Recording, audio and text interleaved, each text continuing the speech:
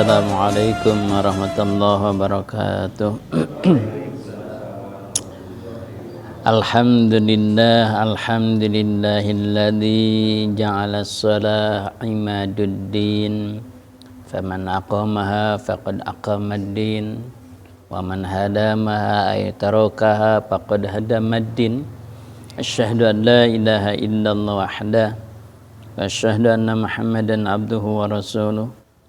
Allahumma salli ala nuril anwar wa sirril asrar wa tiryakil aghyar wa miftahi babil yasar sayyidina Muhammadinil mukhtar wa alihil athhar wa ashabil akhyar adadan ni'amillahi wa ifdalihi amma ba'du.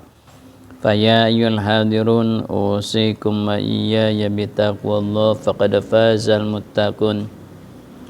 Kama qala Allah fi Qur'anil azim, a'udzu billahi samii'il 'alim minasyaitonir rajim. Bismillahirrahmanirrahim. Aqimis sholata lidzikri al-ayah. Segala puja dan puji kita haturkan kepada Allah yang telah menjadikan salat sebagai imaduddin, sebagai tihangnya agama. Paman aqamaha faqad aqamadin, dan barang siapa yang mendirikan sholat maka dia sama dengan mendirikan agamanya. Sebaliknya, paman hadamaha ay tarakaha, barang siapa yang mendirikan yang menjatuhkan, merobohkan atau meninggalkan sholat faqad hadamadin, dia sama dengan meruntuhkan agamanya, gitu. Makanya alhamdulillah kemarin kita bahas tentang bagaimana sholat, hakikat sholat yang semestinya kita lakukan dengan berbagai syarat batin, ya, kemarin syarat batin yang dikemukakan oleh Abu Hamid Muhammad bin Muhammad Al-Ghazali, ya, dalam Ihya Ulumuddin. Ya, minimal kemarin ada berapa? 6 ya. Hebat, segan kurang kene.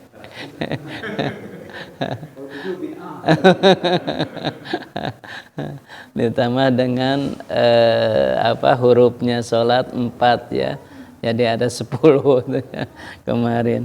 Ya, yang pertama hudurul qalbi, kemarin hadirnya hati.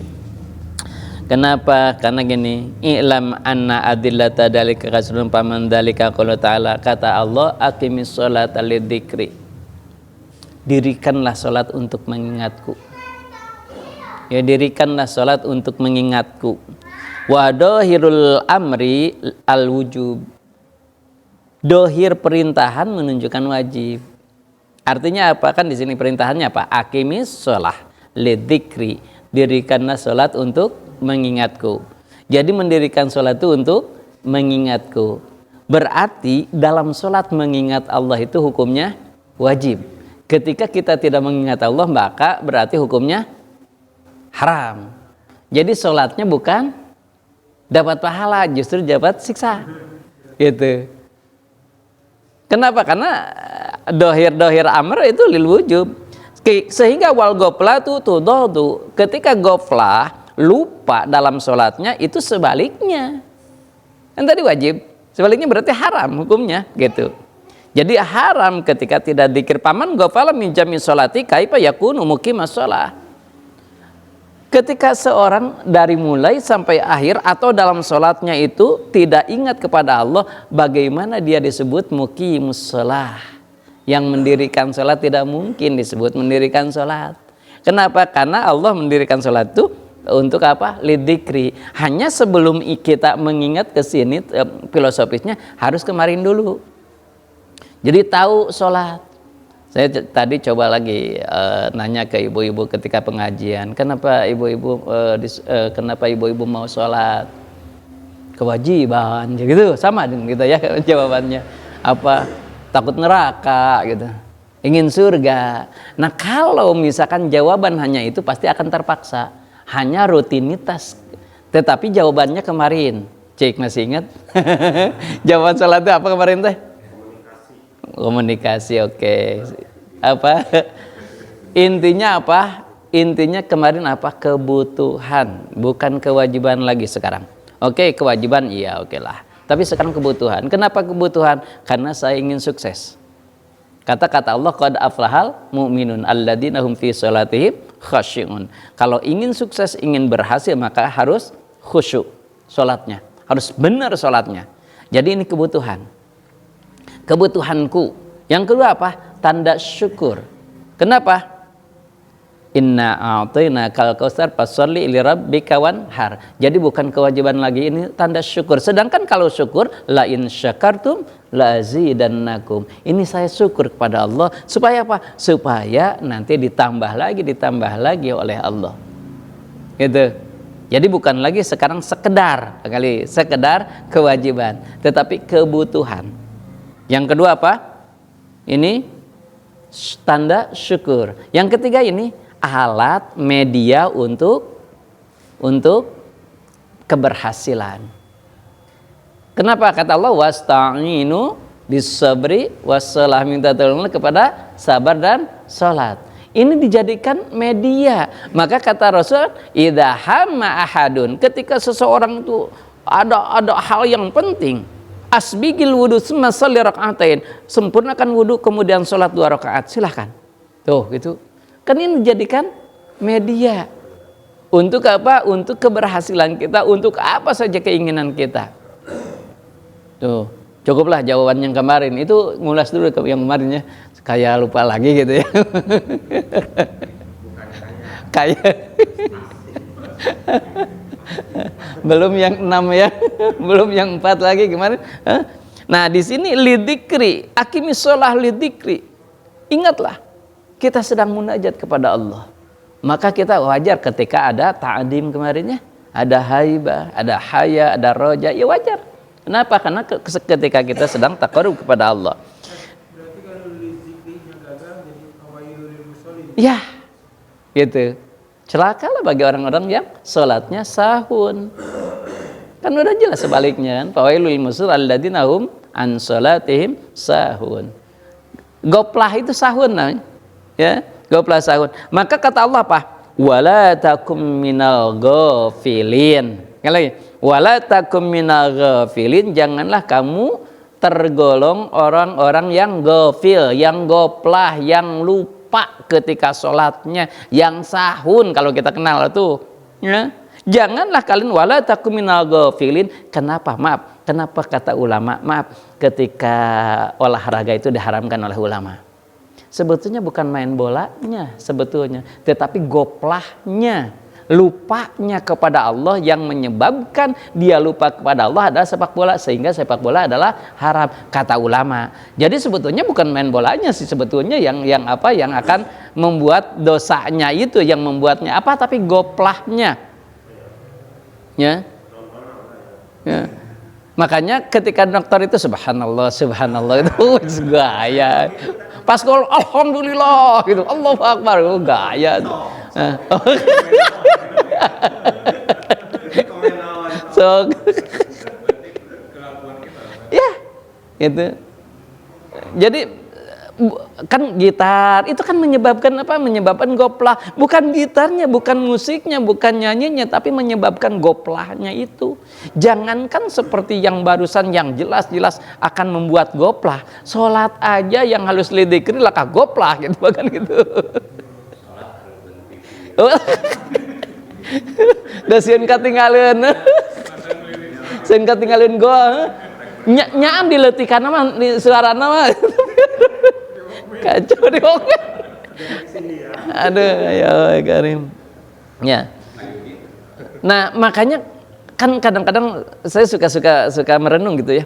Banyak orang yang menyebutkan, ya Pak Ustadz, kenapa ya saya itu sering sekali diberi cobaan, diujian oleh Allah itu. Padahal kalau saya pikir sholat suka, puasa suka, dosa apa ya aku, katanya gitu. Padahal kan di sini goplah saja, melamun saja, tidak ada hal. Kan kata Rasul, ma la yuribuk, tarku ma la ya'ni. Tinggalkan sesuatu yang tidak perlu, tinggalkan sesuatu yang percuma gitu. Melamun itu dikira mungkin tidak dosa gitu ya. ngelamun itu, ngomongin orang lain, ngecek orang lain, ngebully, sebenarnya itu enggak dosa gitu. Itu dosa semuanya. Sholat ketika kita munafik, kan kita sholat itu kebanyakan munafik. Kenapa munafik? Kita menyebutkan Allahu Akbar, Allah Maha Besar, berarti yang lain kecil kan? Artinya jangan dipikirkan ya, hal kecil ini sedang menghadap dengan yang besar. Tapi kita kan enggak gitu. Mulut menyebutkan Allahu Akbar, hati mah pikiran kemana-mana, kan itu munafik ya. Karena kita wajah tu wajhiya lilladzi, aku hadapkan hatiku, wajahku kepada Dat yang menciptakan langit dan bumi. Tapi nyatanya bohong gitu. Munafik kata Allah, dusta, kadzabta gitu. Dusta kamu, kadzabta kata Allah. Bohong kamu itu. Ya. Kita kan gitu. Inna sholati, sesungguhnya sholatku, wa nusuki, ibadahku, lillahi rabbil alamin, hanya untuk Allah ya Allah. Karena ya, wa mahyaya wa mamati, hirupku matiku itu kan Allah semuanya. Tapi ternyata ku Allah dikit masih kan ngeluh. Itu kan munafik ya. Jadi masya Allah ya karimnya. Wala takum minal ghafilin. Maka kata ulama, kita itu sering dalam sholat aja, ketika kita lupa Allahu Akbar kan lupa kemana aja, diingatkan lagi. Kata Allah pas kita ruku, Allahu Akbar, diingatkan lagi, Allah Maha Besar kata Allah teh. Tapi udah orang Allahu Akbar tapi tetap itu bukan jadi pengingat kan. Kata Allah, Allah Maha Besar, ingat lagi ke Allah lagi gitu. Lupakan yang lain gitu. Sami Allahu liman hamidah, Allah itu sangat menerima, senang sekali orang yang muji, menerima orang-orang yang muji. Allahu Akbar, dalam sholat kita diingatkan untuk Allahu Akbar, Allahu Akbar. Kenapa diingatkan seperti itu? Supaya kita ingat lagi, ulah lebeng gitu, nyaho nangis tahiyat akhir dehar gitu. Insya Allah ya karim, hebat isanya. Nah, gitu ya. Maka kata ini di sini lihat, wala takum minal ghafilin. Ini kan wala takun, janganlah kamu golongan orang-orang yang melupakan Allah, baik dalam sholat maupun di luar sholat. Nah ini kan larangan. Sedangkan lagi nahyun wa dhahiru at-tahrim. Sedangkan larangan dohirnya, hukumnya adalah haram. Gitu. Jadi dilarang oleh Allah kita melupakan Allah, melupakan zikir, tidak mengingat Allah. Maka ketika kita tidak mengingat Allah, maka hukumnya haram. Ketika kita lupa, sholatnya misalnya yang lain lah. Saya pernah dengar ketika kita kembali, kita di hati sudah mengucapin astagfirullah. Enggak usah mengingat astagfirullah. Kesalahan kita dalam hati, enggak apa-apa. Kalau dalam diucapkan jangan. Itu. Ya dalam hati enggak apa-apa. Ya Allah kenapa gini lagi gitu. Astagfirullah gitu, enggak apa-apa dalam hati mah. Gitu. Ingat lagi, nah ya. Renungan gimana? Imam baca Fatihah gitu udah. Tapi kita akan merasa misal kayak tadi ke topik ya. Terus selama ini gimana gitu kalau Allah kan begitu banyak dosanya gitu. Jadi nanti kita istilahnya bicara lain gitu. Ya Allah, maafin saya. Jadi kayak gitu. Nah, makanya kemarin kan ada makna salah satunya ada tafahum, memahami kita sedang apa yang disenangi oleh Allah, apa yang tidak disenangi oleh Allah. Kemarin dalam tafahumnya ya, yang ketiga tuh ya, yang kedua hudurul qalbi, yang kedua ya tafahumnya, kedua tafahum ya. Jadi harus paham dulu. Paham di sini bukan hanya lapad, tetapi kita sedang apa? Kita sedang munajat kepada Allah. Kita sedang apa? Kita sedang ngasorkan proposal gitu ke Allah. Sedang dialog dengan Allah. Gitu. Menghadap kepada Allah, Dat yang segalanya, yang maha tahu. Jadi kita harus apa yang disenangi oleh Allah, mana yang tidak disenangi oleh Allah. Nah, yang tidak disenangi oleh Allah di sini lihat nanti kita akan bahas, salah satunya adalah dunia. Jadi dalam sholat ketika kita mengingat dunia, Allah tidak senang sama sekali. Kalau kita mengingat dunia ketika sholat. Kalau kita berarti boleh nggak ketika kita merenung banyak dosa, itu diperbolehkan. Gitu, ya Allah, kenapa saya itu sholatnya kok gini aja gitu. Kenapa sekarang Abu Bakar suka nangis ketika baca Al-Fatihah? Karena ketika menyebutkan Alhamdulillah ya Allah, terima kasih. Dia tuh kebayang nikmat-nikmat Allah yang diberikan kepada kita gitu. Kepada Abu Bakar, sehingga dia, tapi aku belum bisa mensyukurinya ya Allah, sehingga dia sering nangis itu. Ar-Rahman Rahim, Allah yang Rahman, dia kebayang Rahman Rahimnya Allah tuh, sayangnya Allah, pengasihnya Allah tuh, kebayang kita itu gitu kebayang. Itu bayangan. Boleh kalau gitu. Justru harus. Ini begitu kita ngadep mengapa lagi husu gitu, bukan husu lah, lagi mana kita Konsentrasi lah, ai husu mah segaya teuingnya. tahap paham itu, lu ini aku gitu, dengan segala kehinaan, Ya. keburukan yang saya miliki. Ya makanya kan yang kemarin yang kelima sama keenamnya apa? Roja sama haya. Roja itu pengharapan, haya itu malu. Gitu. Jadi ketika kita memasukkan proposal ke gubernur, kita kan ada rojanya, ada pengharapannya, tapi ada juga malu, ada juga ketakutan nggak diterima gitu. Nah itu dalam sholat seperti itu. Ya Allah, Engkau tahu kemampuanku, ingin aku tuh sepertinya dari awal sampai akhir khusyuk, konsentrasi, tapi ya Allah inilah kemampuanku. Kenapa? Karena hatiku masih terikat dengan dunia. Makanya kenapa ahli-ahli tasawuf sekarang kalau sholat katanya masih cinta terhadap dunia, agak sulit itu sholatnya. Makanya dihilangkan. Ini saya tadi baca ini. Siapa itu? Abu Bakar bin Salim ya. Dia Abu Bakarnya yang di bawahnya.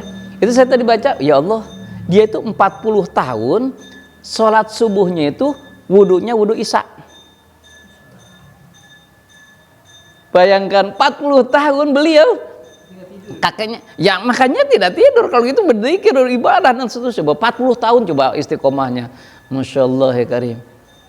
Mendirikan 100 rakaat sampai berapa? Ya, Masya Allah ya Karim. Coba bayangkan ini 40 tahun bukan 2 hari. Setelah sholat isya enggak tidur, dia dikit tuh sholat subuh, Masya Allah ya Karim. Coba bayangkan, saya itu ingin mengamalkan hanya gini aja, ingin mengamalkan, coba saya mau mengamalkan. Saya kan dalam hadis itu jam 12 malam itu pasarnya dunia, pasarnya akhirat. Allah itu cinta sekali ketika jam 12 itu saya amalkan, bangun jam 12, kemudian ngaji, saya semampunya mau berapa juz saja sampai subuh, ternyata sehari 2 hari langsung paru yang sampai akhirnya tertuluh gitu. Itu ya Allah ya Karim, itu ya Allah gimana itu orang lain tuh hebat ya iya. Kalau saya kan siangnya biasanya ribu, jadi wah capek gitu kan, gitu. Jadi kata saya tuh lah, hebat sekali orang-orang seperti ini gitu ya, istiqomahnya gitu ya, bukan setahun 2 tahun gitu ya. Salut, Masya Allah ya Karimnya, mata wajar lah dapat karomah juga. Itu mah lahirnya 900 Hijriahan lah, yang kakeknya bukan ininya, yang nenek moyangnya itu ya. Masya Allah ya Karim. Tadi saya baca, aduh Masya Allah ya Karim, orang lain itu kok bisa ya seperti itu. Itu kenapa? Karena keyakinan. Kenapa? Karena kekuatan iman. Kekuatan iman ya. Nah, kemudian di sini kata Allah juga, hatta ta'lamu ma taqulun. Salat itu sampai kamu harus tahu apa yang kamu ucapkan, apa yang kamu lakukan. Gitu. Mana yang sunnah, mana yang wajib, mana bacaan sunnah, mana bacaan wajib, kamu tahu mana yang dibaca, artinya apa, maka tafahum itu penting. Maka kemarin Pak Dede kata Pak Dede, kalau nggak paham ya nggak mungkin. Ya memang kan langkahnya seperti itu, 6 langkah kemarin ingin kita mendapatkan benar-benar sholat itu gitu. Kemarin saya nggak ada ulangan ya di YouTube-nya, youtubernya nggak ada.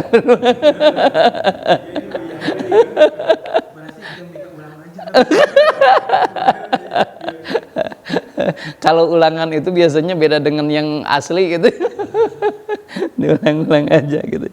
Nah, ini kata Allah apa? Hatta ta'lamu ma taqulun, sampai kamu tahu gitu.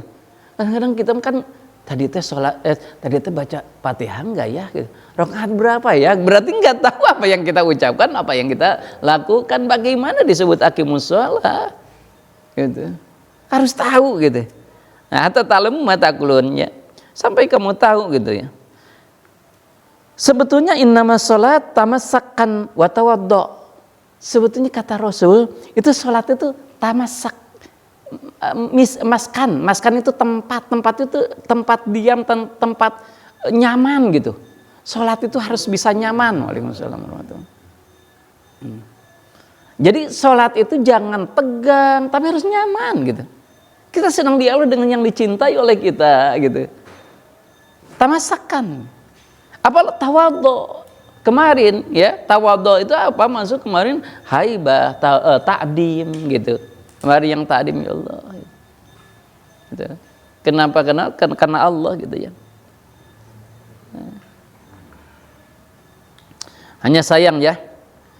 Kata Rasul gini, man lam tanhahu salatahu anil fasya'i wal munkar lam yazid minallah illa bu'adan. Aduh masyaallah ya karim. Gini, kalau seseorang sholat, kemudian sholatnya tidak mampu mencegah kepada fasya dan munkar, maka sholatnya bukan membuat takorub mendekat kepada Allah, tapi dan semakin jauh dari Allah, dan Allah semakin murka kepadanya. Kan sholat tekanannya takorub kepada Allah ya. Tapi kalau sholatnya tidak mencegah kepada fasya dan munkar, yang kemarin yang terakhir taknya ya apa? Yang tanya itu sholat, sod, lam, alif, ta. Tanya apa? Tarkul ma'asi subhanallah karena seminggu. Tarkul kacau.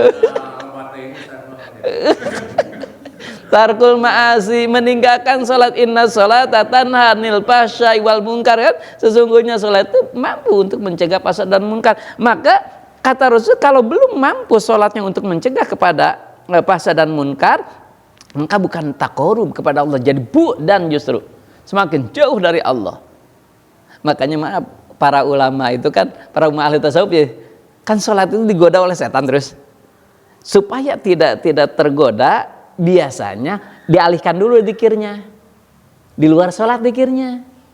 Karena kalau zikirnya di luar sholat, setan tidak terlalu mengganggu. Kenapa? Karena yang dijanjikan oleh Allah itu kesuksesan itu adalah sholat. Zikirnya di sholat. Makanya para ulama ngambilnya tarekat kan zikir di luar sholat, bukan dalam sholat. Makanya setan tidak terlalu peduli gitulah.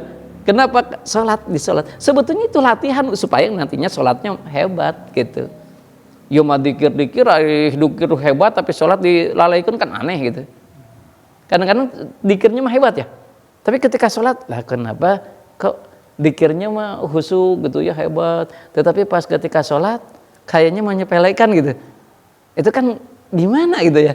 Padahal dikir itu kan untuk melatih supaya nantinya sholat itu lidikri gitu. Tapi ya itu kurang memahami ilmu ya, kurang memahami ilmu. Jadi seharusnya memang semuanya juga pakai ilmu ya. Nah ini yang dikhawatirkan. Dan hadis ini juga hampir sama. Kam min qaimin haddahu min sholati ta'ab wan nasab. Ya, kata Rasul, banyak sekali orang yang sholat tapi tidak ada pahala sama sekali. Yang ada apa? Hanya capeknya aja, dengan malas, dengan jenuh aja gitu, capek aja gitu. Kenapa? Karena hadis yang kemarin ya, sayati 'alan nas jamanun yusalluna wala yusallun. Akan datang kepada manusia nanti suatu zaman dia sholat biasa sholat, tapi tidak dianggap sholat oleh Allah. Nah tadi itu ya mungkin sholatnya hanya apa? Hanya rutinitas aja gitu, bukan syukur kepada Allah, bukan ini keperluan, ini untuk kesehatan, ini untuk apa dan seterusnya. Oke, dalam tafahum kemarin kita bahas tafahum ya. Salah satunya tafahum itu unsur yang ada di kita itu, badan itu dibuat dari 4 unsur pokoknya, yaitu api, 1 unsur api. Makanya ada nafsu, ada marah gitu ya, kemudian ada semangat. Kalau yang positifnya, unsur apinya ada semangat. Kan kenapa enggak ngaji? Alah, itu nara nafsu gitu. Nah, itu teh unsur apinya sedang mati itu. Gitu. Makanya itu disimbolkan dengan berdiri. Kenapa? Karena si api mah inginnya tuh berdiri aja, inginnya tuh ke atas saja. Makanya orang yang dalam dirinya itu unsur apinya dominan, biasanya ingin di atas aja tuh. Hayang nanti kapuji we, lamun ayeuna muji, kurang lah dibayarkan kan sok pun nambah naon lah gitu. Kalau dipuji tuh gitu, itu unsur apinya tuh dominan tuh. Gitu. Jadi kalau unsur apinya dominan itu ingin jadi pemimpin aja gitu. Tapi leadershipnya bagus kalau dijadikan memang dijadikan positif mah gitu. Lamun teu jadi imam teh moal ka masjid urang mah gitu. Kacau gitu. Ya, tapi manfaatnya banyak, tapi madarotnya iya gitu. Wah, sombong kesombongan dari api, itu unsur api. Maka disimbolkan oleh Allah, kita harus paham ketika sholat itu, ya Allah, kita berdiri itu ada unsur dari api. Ya Allah, jangan yang negatifnya itu paruman, yang positifnya aja, semangatnya dan seterusnya. Oke. Yang kedua, kan gerakannya tadi, yang gerakan pokok sholat itu satu berdiri kan. Yang kedua apa? Ruku. Unsur apa itu ruku? Angin. Kan angin itu ke pinggir. Maka kalau unsur anginnya yang dominan, itu orang itu luak leok gitu. Angin-anginan gitu. Itu bisa pancek gitu. Kadang-kadang ngomong ini, kadang-kadang itu dominan kayak anginnya. Tapi kadang-kadang menyejukkan gitu ya. Gitu. Kadang-kadang merusak. Masuk angin. Itu angin, unsur angin. Kenapa itu? Pengen. Makanya orangnya itu biasanya pimplan gitu. Tapi kebaikannya memang tidak ada seorang pun yang tidak memerlukan angin ya. Dan api pun segitu ya, manfaatnya banyak sekali. Tak kemudian sujud. Mengobarkan api. Ya, mengobarkan api. Boleh. Ya kemudian sujud. Apa itu? Air itu kan ke bawah inginnya. Dia itu tawadhu, dia itu cool orangnya. Tapi aduh, lamun di apa? Di huruya nu geus nyegagna, aduh, menghanyutkan. Percis. Dan air itu kalau air itu unsur air kalau ada itu dia nggak akan apa namanya itu nggak akan putus asaan orang itu. Lihat karakter air di bendung terus aja cari gitu kan, terus cari ngumpulkan temennya, digoyang-goyang gitu. Kalau bisa ke atas, nggak bisa kemana we gitu. Itu air, unsur air itu nggak akan apa putus asaan. Dia itu selalu ada cara aja gimana caranya gitu. Lembut tetapi dia gitu, lincah gitu. Ya, gitu. Tapi jangan kira kalau sudah mengamuknya gitu ya bahaya gitu. Dan diperlukan yang lainnya itu. Tawadhu orang itu ke. Api dia juga jadi mendidih. Ini.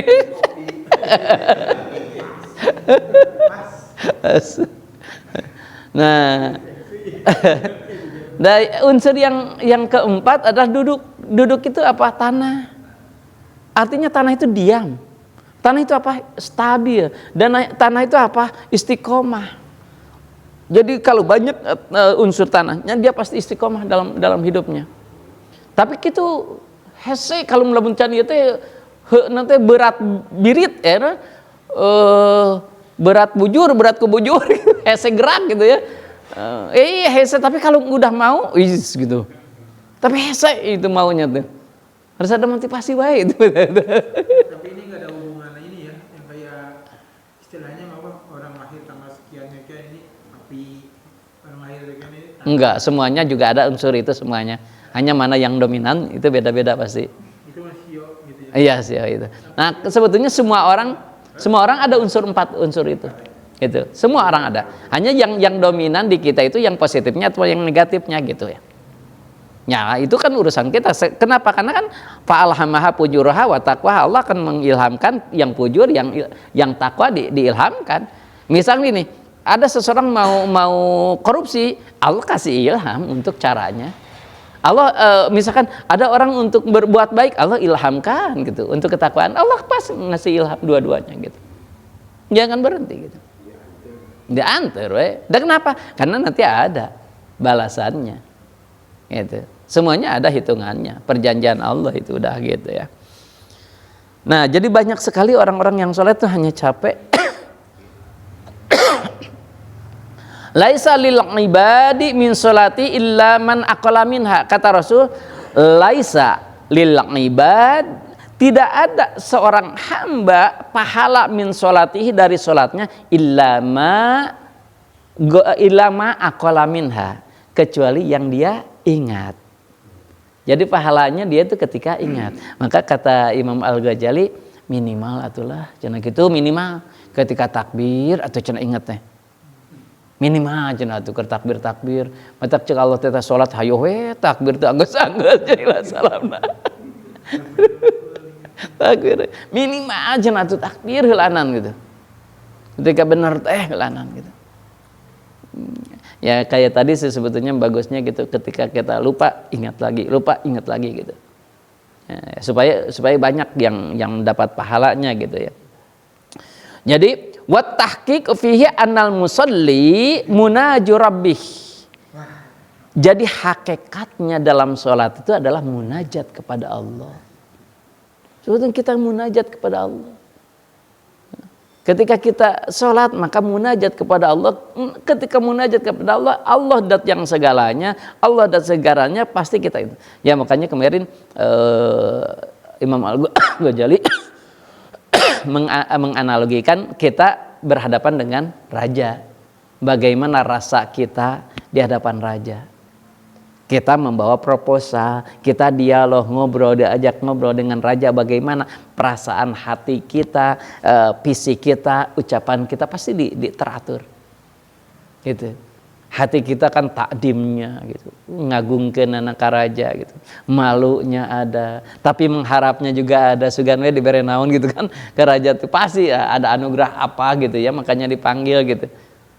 Ya antara haya, antara roja, takdim, haibah kemarin, hudur qalbi gitu ya. Nah itu ada semuanya ya, tafahum gitu ya. Ini kan hubungannya sama keimanan tadi ya. Iya, iya. Kalau kita sama presiden, sama raja gitu ya, berhadapan kelonggarannya kelihatan gitu ya. Kelonggarannya gitu Iya. kelihatan lah, kita jadi gimana gitu pasti. Tapi untuk menghadirkan itu kepada Allah gimana gitu. Soalnya emang bukan seolah-olah, yang pasti Allah itu lebih dari itu gitu. Iya. Itu gimana menghadirkannya?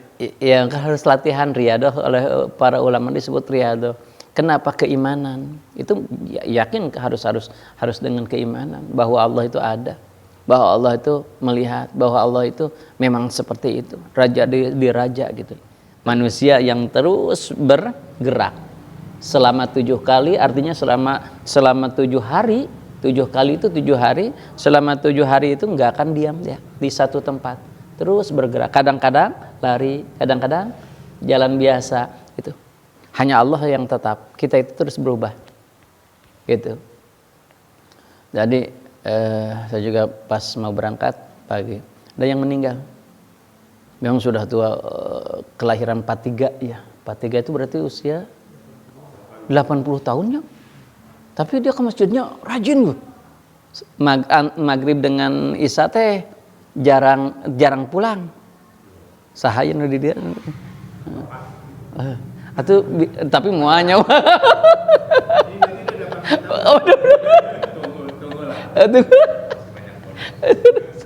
Gitu. Nah, saya tadi menguburkan dan seterusnya ya. Saya ingat ya Allah ya Karim. Allah itu sayangnya kepada seseorang itu yang tadinya misalkan nggak terlalu sering, tidak terlalu rajin ke masjid, tiba-tiba dia beberapa tahun ke belakang itu rajin ke masjid. Tapi gagah 80 tahun itu masih jak-jak gitu. Baca Quran, biasanya Yasin nggak sebegitu masih kayak Yasin gitu, menu Yasin Pak Ageng teh. Masya Allah karimnya. Itu husnul khatimah ya, jadi ujungnya itu bagus gitu. Yang bagus itu. Awal-awalnya kan biasa-biasa, sekarang tuh semakin rajin gitu. Kenapa? Kan nggak tahu kita. Padahal sehat biasa aja biasa. Ya, tapi ya Allah itu menakdirkan. Jadi tidak ada yang sehat, tidak ada yang sakit. Kalau sudah ditentukan wafat ya wafat. Gitu. Ketika saya utarakan bagaimana hak adami dan seterusnya, kan semuanya oh iya gitu. Makanya kenapa Nabi ketika ada yang wafat suka ada nasihat. Kenapa? Karena real, kelihatan gini. Jadi kalau kita mengingatkan kematian pasti akan tersentuh. Kenapa? Karena ada real gitu. Dan manusia ini rata-rata kita harus lihat gini. Namun tinggal kieu sok coba ketika kita kapal anteng-teng gitu. Dan teu dikirna teu nyaan, tapi rada goyang we. Terus karasa gitu kakak, ya Allah, umat kami itu nyaan gitu. Dan kita kudu real baik itu. Mata kata Nabi, itu bukan orang yang iman, orang itu. Yang real itu orang yang syahadah, yang bersaksi. Orang yang beriman itu orang yang abstrak tapi dia sudah seolah-olah real gitu. Makanya kata Nabi, kalau kamu berdoa seolah-olah kamu sedang di tengah-tengah lautan, kemudian ada badai. Doanya kayak gimana kamu? Tapi udah kita nggak sulit ya kalau nggak real kerbadai doa nausu gitu. Kalau tadi kan kalau orang Kristen mungkin ada lamban gitu ya, pasti untuk ingatan mereka. Terus kalau kita sebagai orang Muslim mungkin kan nggak bisa kelihatan apa-apa. Cuma kalau kita berpikir nih, oh ini gerakan saya, ini Allah yang gerakan. Kalau yang kayak gitu gimana? Bagus ya. Jadi berarti itu kita berserah diri kepada Allah. Oh ya Allah gitu. Makanya dalam ihsan itu kan terbagi dua ya derajatnya. Kalau bisa kita bisa melihat Allah, itu paling tinggi. Kalau nggak bisa melihat Allah, ya kita yakini bahwa Allah sedang melihat kita, Allah sedang menggerakkan kita, Allah sedang memantau kita gitu. Minimal itu. Kan namanya ihsan itu gitu. Ketika kita ibadah itu harus bisa melihat Allah. Tapi kan ketika itu berarti tabir kita itu harus dihapus dulu. Nggak mungkin tabir kita itu akan dihapus oleh Allah kalau masih banyak dosa, masih dunia di hati kita, masih banyak dunia, susah tabirnya hilang tuh. Maka kita paling minimal yang tadi, merasa di hadapan Allah, merasa dialog dengan Allah, merasa digerakkan oleh Allah, merasa semuanya ditolong oleh Allah, anugerah dari Allah, padol dari Allah, rahman dari Allah gitu. Nah kalau nggak gitu ya susah kita. Kalau kita habis tobat kita nangis sendiri gitu ya. Itu salat jadi enteng. Ya, memang. Berarti kelihatan kan. Nah makanya ada seorang ustadz dulu gini. Kalau kamu itu tahu sholat itu benar atau tidak, lihat aja setelah beresnya. Ngerasa haram pak, ngerasa enteng, ngerasa plong gitu. Hati itu enak plong gitu. Maka ketika doanya akan diijabah, gitu juga gitu sama. Ya Allah, tas plong gitu. Kadang-kadang kan ada satu fase gini tuh. Kita sholat tuh mungkin ya ini mah kesan kita sendiri mau masa enak tuh. Kadang kita tuh udah keluar aja dari sini. Dari mana nih? Dari masjid gitu. Kita udah ke atas, pengen ke sana gitu. Pengen bertemu ya. Ya Allah hebatnya. Tapi hati-hati ya ketika sudah ada hayalan seperti itu harus hati-hati tuh. Kenapa? Karena maaf, setan itu akan selalu menggoda sehingga dia merasa aku sudah mampu, aku sudah bisa. Itu bahaya, hati-hati itu. Karena ada seorang wali tuh, dia itu wali ibadahnya hebat. Sampai wah masya Allah ya karim, dia di gunung. Kenapa? Karena tidak mau terganggu dengan duniawi. Dia sudah benar-benar di gunung ibadah. Kemudian sedang enak-enaknya ibadah, kemudian datanglah setan. Wahai fulan, kamu sudah berapa tahun, puluhan tahun beribadah kepada Allah dan tidak pernah maksiat. Allah sudah menerimamu. Maka sekarang cukup. Kamu sudah cukup diterima oleh Allah. Allah itu Maha Rahman Rahim. Kamu sudah diterima oleh Allah, kamu sudah dijanjikan surganya Allah. Sekarang bolehlah sekali mah kamu keluar menonton yang di sini. Ternyata nontonlah pas ditunjukkan oleh setan itu ke rumah bordir. Pas rumah bordir kok senang gitu masuk gitu senang. Ternyata di situ masya Allah ya Allah menakdirkan gitu ya. Pas gempa di Baghdad itu, meninggallah di sana. Kan seolah hati-hati tuh setan tuh pinternya tuh. Kadang-kadang itu Barsiso kan sudah banyak sekali wali itu sudah banyak sekali karomah-karomahnya, tapi meninggalnya dalam keadaan maksiat. Kenapa? Karena dia merasa sudah di atas. Tah itu hati-hati parasit. Itu kalau dimulai ke orang bagus tuh. Kalau tapi hati-hati jangan sampai tergoda sama setan. Gerik digerak gitu. Satu godaannya itu jadi sombong kita. Gitu. Nah itu hati-hati. Ya. Kenapa setan itu ya Allah ya kan musuhnya benar-benar ya, liciknya. Pokoknya harus hati-hati aja lah gitu. Kita kadang-kadang ya yang saya pernah kisahkan kalau nggak salah muridnya Mama Ibik, Mama Satibi ya maaf, orang tuanya Ang Nuh, kan dia itu ketika sholat, ketika Jumat dia merasa di Mekah. Iya di Mekah cuma sholat. Dia bilang ke gurunya, Mama, alhamdulillah saya itu sudah dapat anugerah dari Allah. Setiap Jumat saya itu sholat di Mekah. Pas dikir saya itu udah tiba-tiba di hadapan Ka'bah ya, saya sholat Jumat di sana. Banyak sekali gini. Nah gurunya kan lebih waspada ya. Oh bagus dong gitu ya, alhamdulillah. Nanti ya kalau kamu nanti sholat Jumat lagi di sana, doakan aku ya supaya aku bisa seperti kamu. Ini doanya, dikasih doanya oleh si Mama itu. Itu hebatnya doa itu ya, Quran itu. Lapatnya makan lapat kemana gitu, tapi mananya maksudnya kemana gitu. Hebatnya. Lapatnya itu kan dia ngerti dari santri ya. Oh lapatnya gini, oh ya ini bagus. Ternyata dibacakan dekat Ka'bah tuh. Pas dibacakan dekat Ka'bah, Masya Allah ya Karim, dibukakan oleh Allah hakikat mukasyafahnya. Ternyata yang dia anggap di Mekah itu di Gunung Gede.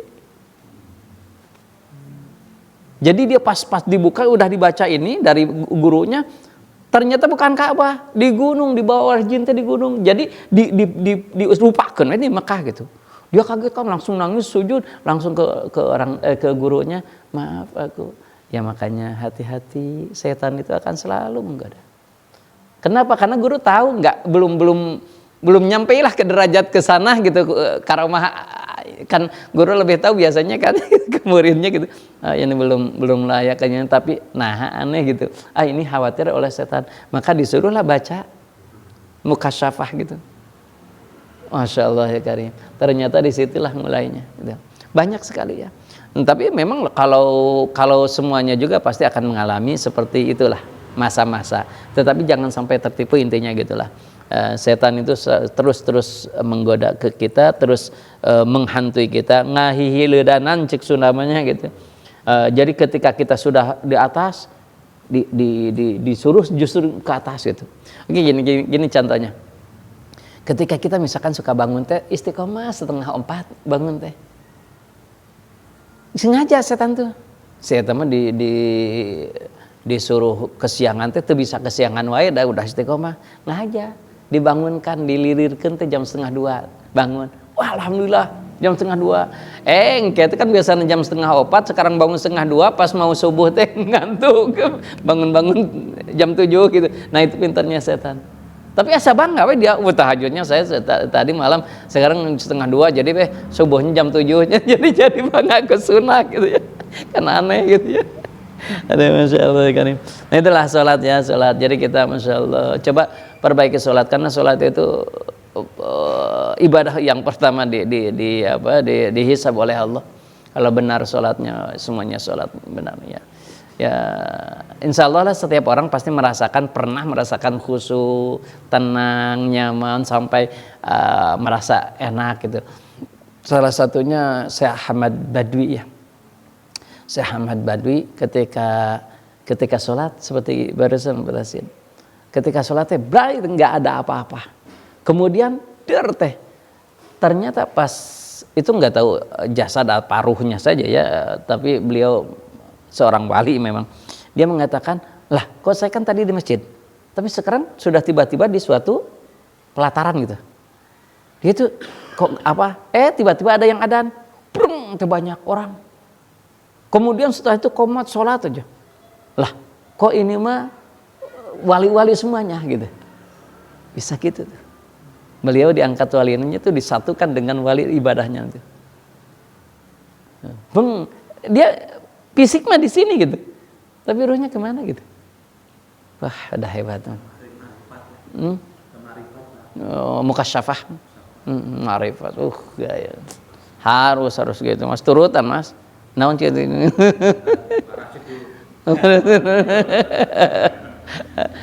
Biasanya kalau masih berhubungan dengan dunia mah agak sulit tuh. Kalau masih kita memikirkan dunia itu masih keras gitu, agak sulit tuh.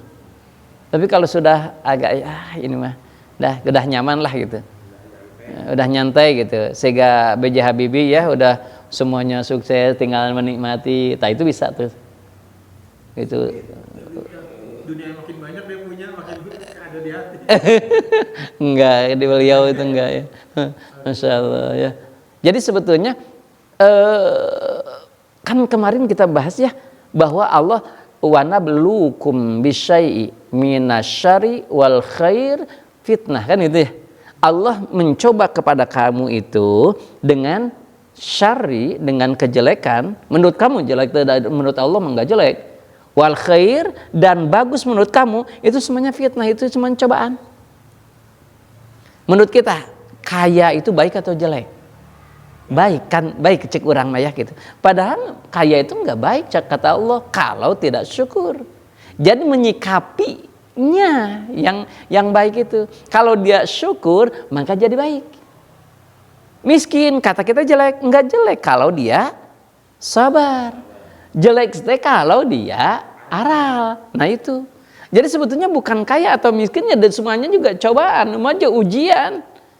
Bukan sakitnya, bukan sehatnya yang jadi masalah, tapi menyikapi sakit atau sehatnya itu yang dinilai oleh Allah. Bukan soalnya yang salah, tapi jawabannya. Mungkin ya. Bisa gak paham? Translate.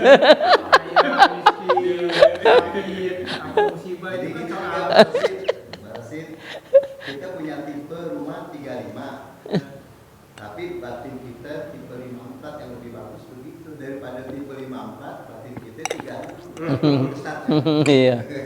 Ada yang lebih bagus tipe 5. Ya syukur namanya itu. Jadi sebenarnya sikap kita. Jadi kalau para ulama ahli tasawuf itu mengatakan yang membuat senang atau sengsara itu otak kita. Kalau menurut kita walaupun banyak kurang korupsi we. Gitu. Bahkan yang anehnya gini, sampai ada statement kayak gini, orang kayak sakit, apalagi banyaknya sebagian besar itu karena pikiran, bukan makanan. Yeah. Makanan sekian persen, tapi yang utama itu stres, pikiran. Makanya orang gila itu ya, karena dia nggak ada pikirannya sehat terus. Dia pun makan di sampah karena pikirannya nggak ada.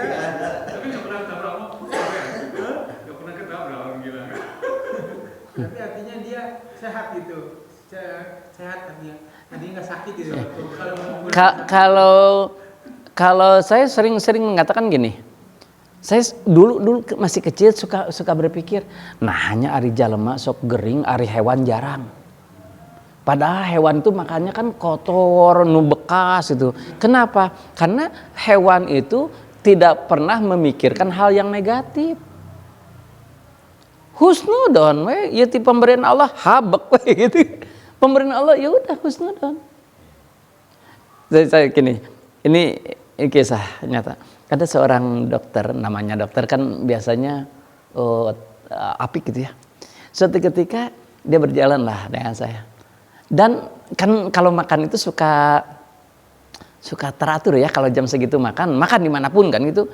Pas waktunya ada, ternyata nggak ada restoran gitu lah, ini nggak ada yang bersih. Ada yang di pinggir jalan. Aduh, cina, ini gini kurang higienis gitu. Tapi dia lapar. Ya gimana tuh, kalau saya kan dar-dar makan itu ya. Itu dia ini kurang, tapi dimakan. Udah bener, pas pulang teh langsung mencret. Langsung sakit karena gitu. Pemikiran, betul. Itu yakin. Dan itu rada teh. Saya sering mengatakan, oke, syariat itu perlu, wajib syariat itu. Tetapi jangan melupakan hakikat. Dia tuh Masya Allah kalau makan buah tuh dicuci dulu. Setelah cuci ini pakai altis, kemudian dilap si buah teh, dipesek gitu. Oh kesang lupa. Tapi dah waktunya mencret. Jadi kamu teh kumaha ya teh. Itu seorang dokter, bener tuh. Tapi saya mah habuk-habuk, cuek, wah nggak sehat. Kenapa? Memang kita kan yang penting syariat aja. Ini kan perintahan Allah untuk suci kan, bersih kan, atur-aturul iman kan, suci bersih itu sebagian. Ini mah karena Allah aja gitu. Makan, medar, bebas aja. Tapi kalau mindsetnya seperti itu, pemikiran seperti itu, iya. Memang pikiran sih sebetulnya, gitu. Pikiran kita ya. Gitu. Kayak tadi kan orang gila makan dari sampah, tidurnya nggak pakai selimut, pinggir jalan, besoknya di jalan. Nyaman aja ya gitu. Nyaman aja ya. Kalaupun sakit nggak seperti kita lah gitu ya. Sakit misalkan kakinya nggak pakai sendal kan bengkak ya itulah. Dan memang sudah hukum sunatullah ya, hukum alam lah kalau menurut kita. Sunatullah, hukum Allah sebetulnya itu di dunia itu. Nah, jadi intinya sholat itu bukan hanya kewajiban, tetapi ini kebutuhan. Ini tanda syukur kita kepada Allah, ini munajat kita kepada Allah, ini media untuk apa kita kebutuhan kita. Jadi kalau kita misalkan hanya menyebutkan ini kewajiban takut neraka, itu hanya ritus, hati kita nggak akan nyaman. Karena udah kewajiban. Ini kewajiban kita tingkatkan, jangan hanya kewajiban sekarang itu. Kebutuhan kita, tanda syukur kita. Ini wasta'inu bisobri wassalah. Ya, itu semuanya, insya Allah. Kalau gitu pasti nyaman. Aku akan dipanggil oleh orang yang dicintai olehku. Gitu. Kalau aku dipanggil oleh yang dicintai, maka aku persiapan pakaiannya, ucapannya yang akan diomongin apa dan seterusnya, aku siapkan gitu. Makanya aku yang terbaik lah gitu. Gitu ya. Wallahu a'lam bishawab.